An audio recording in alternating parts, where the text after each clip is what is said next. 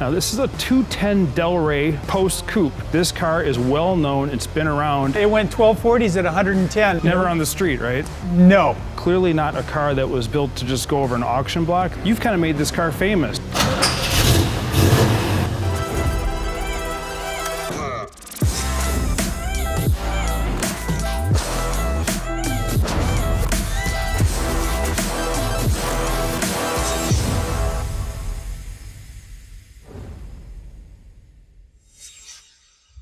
Turn your driving dreams into a reality at Hemmings.com, the world's most trusted collector car marketplace since 1954. Hemmings offers live online auctions and tens of thousands of collector cars, trucks, and bikes daily.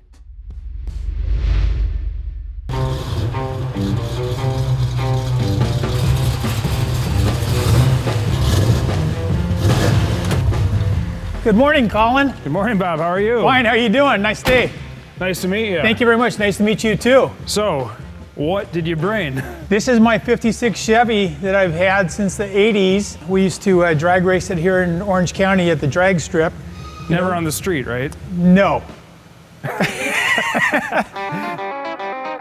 And it went 1240s at 110 with a small block Chevy, and we had a lot of fun doing it. You know the premise, you know why you're here. You've allowed me to do an appraisal of your car, so if it's all right with you, we'll usher you off to our lavish green room. Absolutely. And come and get you in a little bit and tell you what I think. Sounds like fun. All right, see you in a little while. Thank you. Thanks.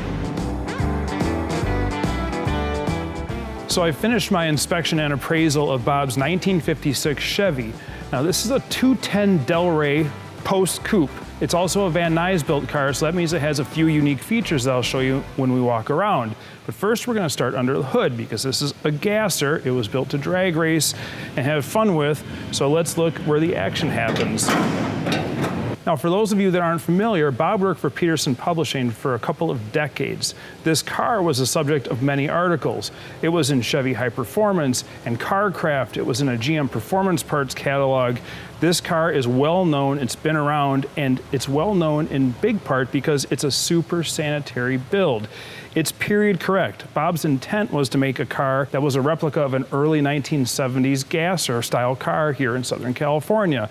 You can see it has the toe tabs on the front bumper's been removed. He drag raced this car everywhere. He says he didn't street race it, but I know he street raced it. What Bob said to me when he was walking away, he says, that car has no blister pack parts. That means he didn't go and buy reproduction crap and throw it on the car. He scoured junkyards to find original GM stuff and the cool parts that the factory made to use on this car. For example, the engine. Early 1970s Z28 short block. It has GM single hump over-the-counter turbo heads. So it's a super high performance cylinder head from GM. It's 11-to-1 compression. It has a GM dual circuit braking system he put on for safety. But again, that's a part he found from a pick apart and rebuilt and put on the car. He didn't want to use anything that didn't come from GM if he could avoid it. The cowl tag is in place. Everything lines up here. It is not the original colors. Instead, he picked these colors because he said he wanted calming colors. He wanted the quality of the car to speak for itself. It was painted 30 years ago. Single stage enamel paint. It's gorgeous. The chrome is gorgeous. The whole car, the fit and finish is extraordinary, especially for a car that's been used and driven and raced for decades. Now, when you look down the sides of the car, it's nearly laser straight. It's as nice as you could expect a car that got driven and raced and built by the owner to be. It has Krager SS wheels. It has slapper bars on the rear leaf springs. Another point of the Van Nuys built cars, it has a seamless one-piece frame, a hydroformed frame that was not prevalent on all 1956 Chevrolets. And again, it's a post coupe. So you have this post here, more rigidity. The drag racers love these things. It's not a hard top. Hard tops have a little less body rigidity. But everywhere you look on the car, it's just really nice and sanitary. You look at how he did the paint and the door jambs, the cut line between the upper and lower colors, the seams on the door skins, the seams in the door jambs. Everything is nice. On the interior, Bob told me he picked a high quality vinyl because he wanted the interior to smell right. He wanted it to be high quality and hold up, and it has. There's no cheap materials in here. He didn't chintz on anything, and it shows. Now, let's take a look in the trunk. The first thing I'll point out is, again, Van Nuys, California built car, one-piece rear bumper. not the multi-piece rear bumper that GM used at other plants. And before I pop the trunk, check out this original California black plate. This has been with the car since new. By coincidence, I don't know if you noticed, the prefix JHB is also the prefix used on the Chevy in 2-lane blacktop. All they think about is cars. Little pop trivia there for you. In the trunk, you see the back part of the roll bar that Bob made himself. It's mounted right down through the body into the frame. He's relocated the battery to the rear for weight transfer. He has a battery cutoff switch here. Obviously, there's no spare tire in the car because you want it to be light for drag racing. You don't want something rolling around if you flip the car and barrel roll it, whatever you do. And this is the kind of owner that you want to buy a car from. Check it out. He takes painter's tape and puts his maintenance records on the battery box. So he knows when he changed the oil, he knows when he put a battery in it. That is cool. I love that kind of stuff. Another little neat 56 Chevy feature here. This is where you fill it up with gas. So when you go to put your $8 a gallon fuel in it, you put it right in here. And while we continue our walk around, just again, the fit, the finish, the chrome, the stainless, everything is nice, the glass is nice. There's nothing on here that shouldn't be on here. It's just a clean build and it looks cool. Now, let's hop inside. The car has its original serial number tag on the A-pillar, just where it should be. The intent, again, was to build an early 1970s style gasser. He has an early 1970s Sun SuperTech, not a modern reproduction, not a new one. A vintage hearse shifter with the cool white T-handle on it. The only thing I can see in here that doesn't exactly fit the early 1970s build is it has a little more modern Autometer water gauge, but it does have an early Stuart Warner oil pressure gauge. I just love this thing. So as long as I'm sitting here waxing poetic, why don't we start it up?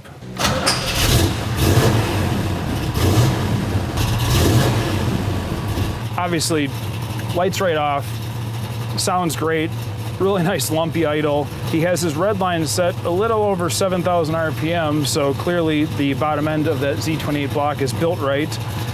60 pounds of oil pressure at idle, just everything's just the way I'd want it.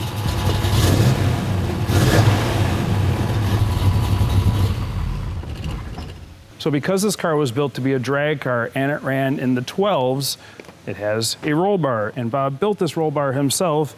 It's really slick, comes down, it's mounted right into the chassis. It's everywhere you look, the car has really quality touches to it all the way through. Clearly not a car that was built to just go over an auction block. This was a well thought out car built by a caring owner who's enjoyed it for a lot of years. I've finished my appraisal of Bob's 1956 Chevy. I have my number, so we're gonna go pull him back out here and see what he thinks of it. Welcome back, Bob. Well, thanks, Colin. You're heading to the principal's office. Okay, yeah. Where's my hall pass? Obviously, I've gone over your car. I love it. It's great. It's cool. You've done magnificent work, and I love your history with the car. The pride of ownership is evident, as they say. Yeah. So I have a number. Sure. I'm curious, you've owned it forever. I mean, you follow these things. What do you think it's worth? Yeah, you know, to me, they're like lost puppies, so I kind of don't actually have a number. But I can tell you that when I bought this car, it didn't run. It had a broken 327 in it, and I paid $3,500 for the car and had to tow it home. I have several friends who have asked if I ever wanted to sell it, and I've told them wasn't too sure I'd ever want to sell it. So. Okay. You've been around cars for a long time. You know how it is. It's you know, everybody has their own taste and peculiarities, and they like what they like. So sure. I think it's a great car. I mean, we can't apply a price guide to it, and we can't compare it to a modern resto mod. So it's kind of in a weird space. It's floating out there on its own. You've kind of made this car famous. You've had it in countless articles and GM parts catalogs over the years, and that means a lot too. So people know the car. It's a known quantity. Yeah. That being said, I think the car is worth $50,000, and I think if two people want it, it's worth more. Right. You know, if you find somebody that's really into the history of it, I mean, it's a wild card. It wouldn't surprise me if it was $75,000 to the right guy. This car has the quality and the look and can you put me on the list if you ever want to sell it? Sure, can you call me? absolutely. Because then my number won't matter either, because you just tell me and then I'll make a yes or no Okay, decision. that's fine. Well, you already know the car. So. Yeah, I know the car. But again, that's what it comes down to in the So end. that's considerably more than I paid for it. Right. And you just built it with junkyard parts. That's you told me right. yourself. There you go. Better yet. No, exactly, I did. I think it's a wonderful car, and your history is wonderful, and I appreciate everything you did with it. My pleasure. And I love looking at cars like this. So thank you Fair so much enough. for bringing it. Really Okay, Colin. appreciate it. Great. Well, thank All you very right, much. We'll talk when you decide to sell it. Okay, all righty, but I'm not going to tell my wife, okay? It's fine. I won't tell mine either. Okay.